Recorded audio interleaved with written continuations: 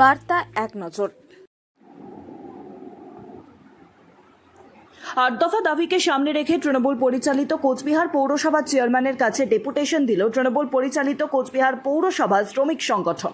মূলত বেতন বৃদ্ধি এবং পৌরসভায় এজেন্সির মাধ্যমে নিযুক্ত শ্রমিক ব্যবস্থাকে বাতিল করার দাবি নিয়ে এদিন ডেপুটেশন কর্মসূচি পালন করেন সংগঠনের প্রতিনিধিরা। সংগঠনের অভিযোগ, দীর্ঘদিন ধরে পৌরসভার কর্মরত থাকলেও প্রাপ্য মজুরি ও সুযোগ সুবিধা থেকে বঞ্চিত হচ্ছেন বহু শ্রমিক।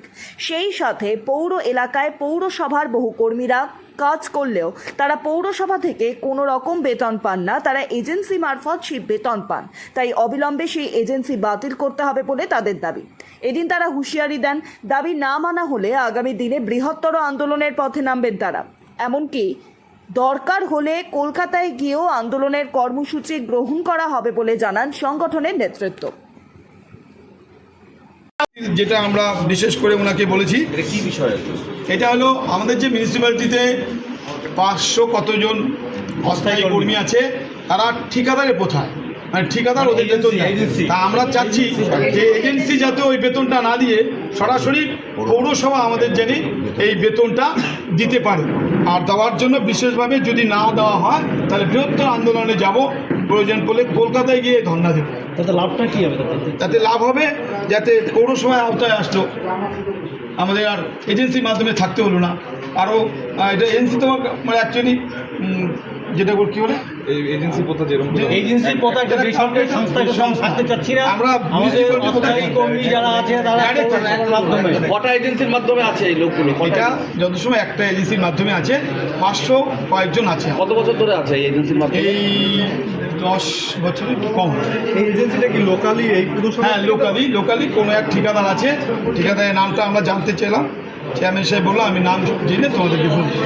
মানে 10 বছর ধরে উনি এই বিষয়টা করছে, চালাচ্ছে। হ্যাঁ, উনি না হয় চেঞ্জ হচ্ছে হয়তো, কিন্তু আমরা ঠিকাদারের নামটা জানি না। যদি নাম জানি আমরা জানতে পারবো। হ্যাঁ, ঠিক আছে। অন্যান্য পুরসভায় তো অস্থায়ী কর্মীরা সরাসরি পুরসভা থেকে পান। হ্যাঁ, হ্যাঁ, সেটা আমরাও চাচ্ছি যে আমাদের কোচবিহার পৌরসভা থেকে যারা কর্মচারী আছে, অস্থায়ী কর্মচারী, তারা যদি পৌরসভা থেকে মায়নাটা পায়। ঠিকাদারের আন্ডারে মায়না আমরা নিচ্ছি না। আগামীতে ঠিকাদারের আন্ডারে মায়না দিলে আমরা বৃহত্তর আন্দোলন করবো, পেন ডাউন করবো, কাজ বন্ধ করে দেবো। প্রয়োজন পড়লে কলকাতায় যাবো। কত মায়না পায়?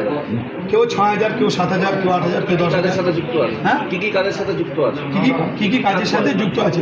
নানা রকম অফিসে সব কাজ করে। অফিসে সব কাজ অফিসের এই অস্থায়ী কর্মীরাই করে। একটা পৌরসভা যতটা পরিষেবা দেয় সমস্ত পরিষেবার সঙ্গে কাজ সময় আমরা দিয়েছি। স্যার বললেন সময়টা পরে বোর্ড মিটিংয়ে পর্যন্ত আমরা দেখব। ঠিকাদার বাতিল করে না যায়, পুরসভার সঙ্গে ডাইরেক্ট না হয়, আগামী বোর্ড মিটিং করতো, তাহলে আমরা পেন ডাউন করবো এবং কলকাতায় গিয়ে প্রয়োজনে আন্দোলন। এটা তো আমি ওদের বলছি যে তোমরা কলকাতায় তোমাদের যে ইউনিয়ন আছে সেখানে তোমরা আলোচনা করো, কারণ এটা তো পৌরসভা ঠিক করতে পারবে না। এটা সরকারি আইন মেনে এটা আগের পৌরসভা থেকেই করে আসছে, সেইটাই আমরা অনুসরণ করে চলছি। এটা তো সারা রাজ্যেই রয়েছে এজেন্সি ভিত্তিক এখন শ্রমিক নিয়োগ করা। তাহলে হচ্ছে কয়টা এজেন্সির মাধ্যমে এই কর্মীরা রয়েছে? একটাই এজেন্সি।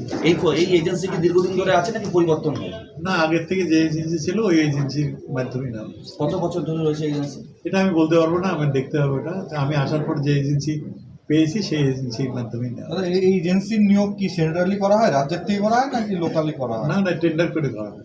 আগের বোর্ড টেন্ডার করে করেছে, আগে কোনো বোর্ড সম্ভবত 16-17 সালে। এই অস্থায়ী কর্মীদের তো আপনারা মানে সরাসরি অন্যান্য পুরসভায় যেমন তালিকাভুক্ত পুরসভার থেকে বেতন, এই যে বিষয়টা সেটার আন্ডারে আনার আপনারাও একটা উদ্যোগ নিয়েছেন। সব পুরসভাই নয়, 2017 সালে গভর্নমেন্ট একটা অপশন দিয়েছিল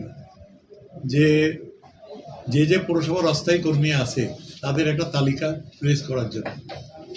রাজ্যের 124টা পুরসভা সেই তালিকা সাবমিট করেছিল, কিন্তু দুটো পৌরসভা সাবমিট করেনি, একটা কুচবিহার পৌরসভা, একটা দার্জিলিং পৌরসভা। সুতরাং যারা সাবমিট করেছিল তাদের হয়তো কোনো একটা কিছু হয়েছে ব্যবস্থা। কুচবিহার আর দার্জিলিং পৌরসভায়, এই দুটো পৌরসভাতেই শ্রমিক এই এজেন্সির মাধ্যমে নেওয়া হচ্ছে। অন্যান্য পৌরসভাও সম্ভবত আমি জানি না, হয়তো এজেন্সির মাধ্যমেই শ্রমিক নিতে হয়, কারণ সরাসরি শ্রমিক নিয়োগ করার ক্ষমতা এখন আর কোনো পৌরসভারই নেই।